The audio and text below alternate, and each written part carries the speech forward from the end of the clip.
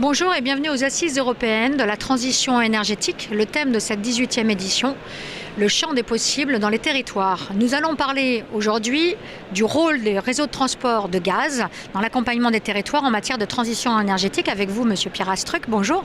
Bonjour.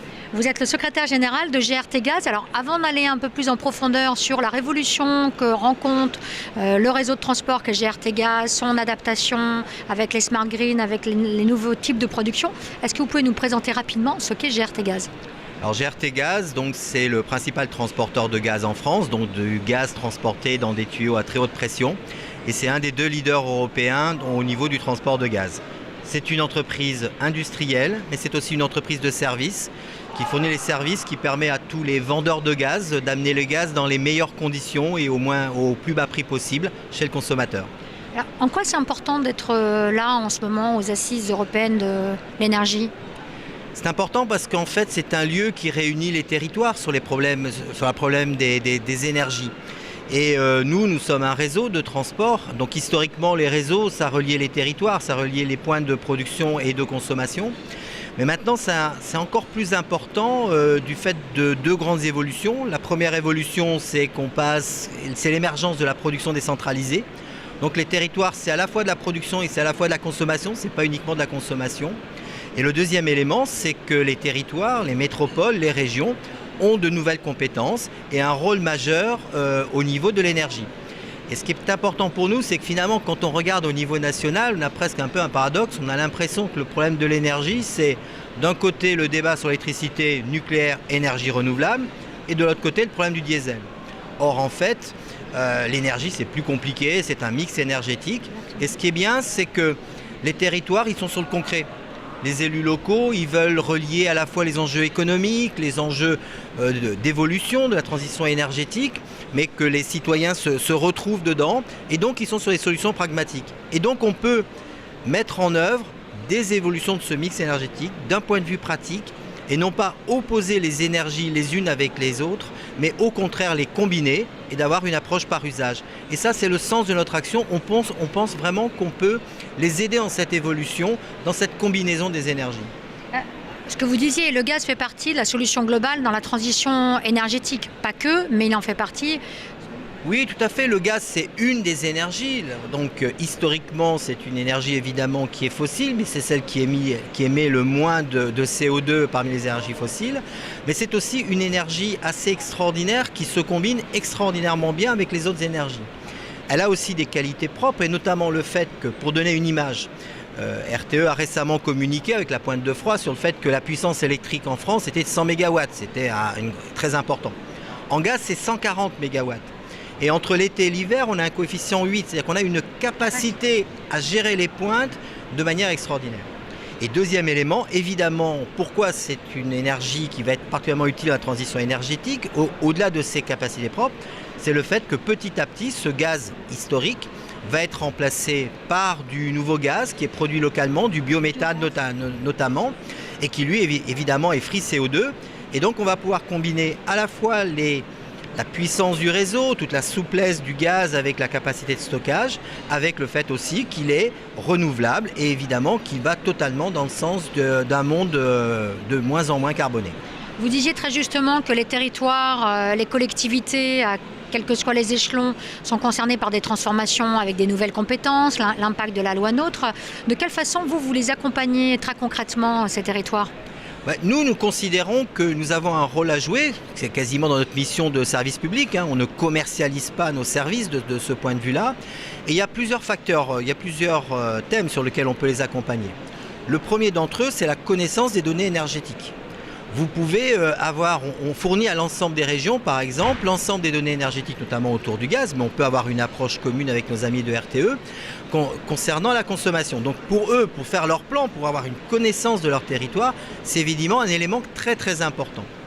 Le deuxième est la data. Ce qu'on appelle la data. La data, Open Data. Et on a ouvert d'ailleurs très récemment notre site d'Open Data sur lequel les régions peuvent venir consulter de manière free leur consommation. Donc ça, c'est le point, on va dire, c'est le point zéro, la connaissance du système de base. Et puis après, il y a tous les schémas dans lesquels ils vont rentrer. Ils ont des compétences en matière de transport. comment faire des schémas de stations d'avitaillement, par exemple au bio-GNV.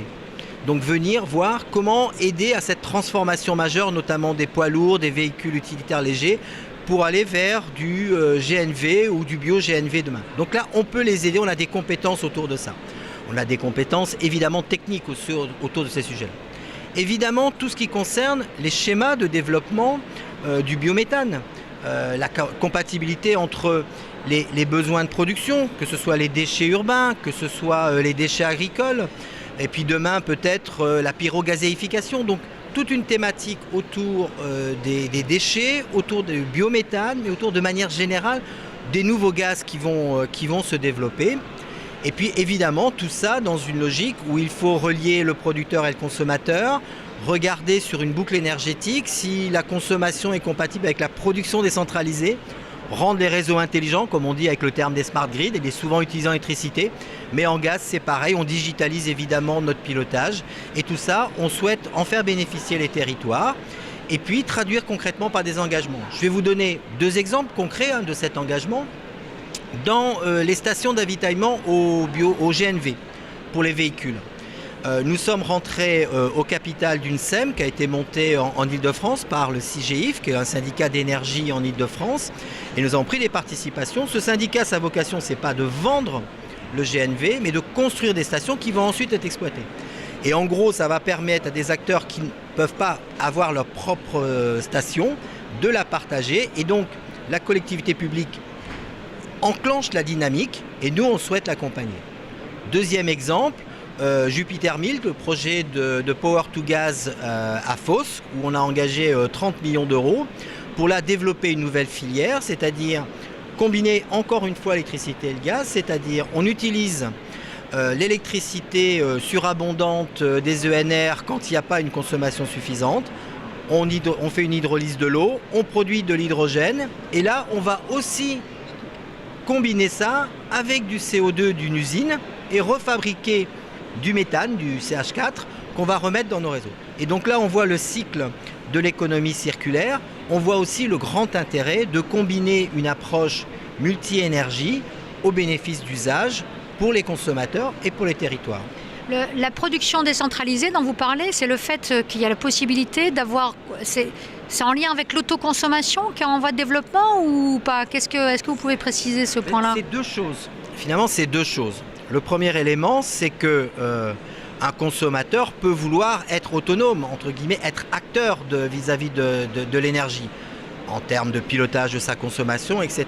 Et donc, il va jouer non pas le simple rôle de consommateur, mais il va influencer sur les réseaux par le fait qu'il consomme ou qu'il ne consomme pas. Ça, c'est une première tendance, le consommateur comme on dit. Et donc, nous, il faut qu'on l'intègre par rapport à une vision très centralisée des choses historiquement, qui prévalait historiquement. Et puis, le deuxième élément, c'est le fait qu'il y a de la production décentralisée. Si vous avez une usine de déchets urbains ou des agriculteurs, par exemple, qui produisent du biométhane, ils vont l'injecter dans le réseau. Très bien, mais ce réseau, est-ce qu'il y a suffisamment à l'instant T de consommation pour absorber cette production? L'été, il va y avoir de la production, mais peut-être pas de consommation. Donc, alors qu'est-ce qu'on fait? Est-ce qu'on remonte ce gaz dans des réseaux plus importants, etc. Donc, comment on pilote l'ensemble des réseaux de manière intelligente pour gérer à la fois cette mutualisation que représentent les réseaux, mais aussi le fait de cette montée de la production décentralisée et qui est de plus en plus importante. Et là, les territoires ont un rôle majeur parce que sur le territoire, ils ont une vision des projets, ils ont une vision des consommations, ils ont une vision aussi des enjeux économiques et des emplois qui sont derrière. Et donc, on crée un écosystème et nous, on veut les aider à rendre cet écosystème dynamique et être un vrai partenaire dans leurs projets au bénéfice finalement des habitants du territoire. Très bien. Monsieur Astruc, merci. Passez de bonnes assises. Bonne journée. Merci beaucoup et puis bonnes assises à vous aussi. Merci.